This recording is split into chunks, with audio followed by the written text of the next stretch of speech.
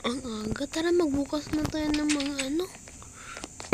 Tapos mag-ano tayo ng mga pagkain natin doon sa may garden natin. Ayun o yung garden natin.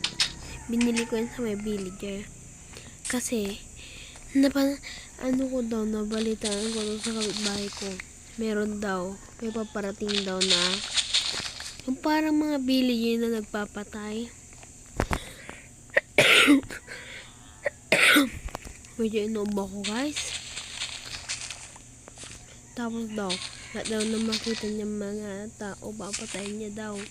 At kahit isa wala daw matitira.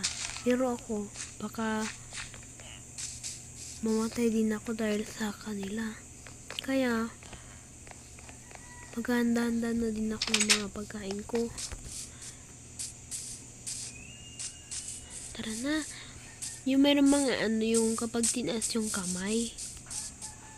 Kapag tinaas yung kamay, tapos, doon ka mamamatay kasi. Yung ano nun, makikita ko nung boss. Yung parang maliit. Tapos, kapag nakita ka nun, papatayin ka na. Alay, nakita nyo na po ba yung balita? Ano yan? Yung kapag may pupunta daw dito pong mga villager, wala kang paki dyan. Wala na siyang paki. Wala kayo dyan. Basta ako may mag-ano ako ng cheese ko para may pang-ano ko ng pagkain. Yan, ito. Yan. Ang dami. Unti lang kukunin ko. Tapos, mag-craft na tayo.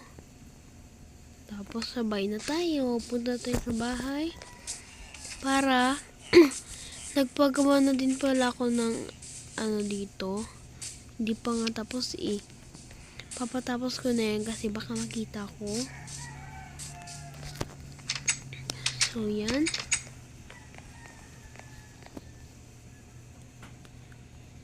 Ayun. Yan, gagawa na tayo ng tias. Kung makakagawa tayo ng mga chess. So, last, meron na tayo. Tiyatin ko may kakasya pa ba? Uy, meron pa. Meron pa. Dalawang chess. So, saan kaya natin ilalagay? Dito na lang. O kaya dito.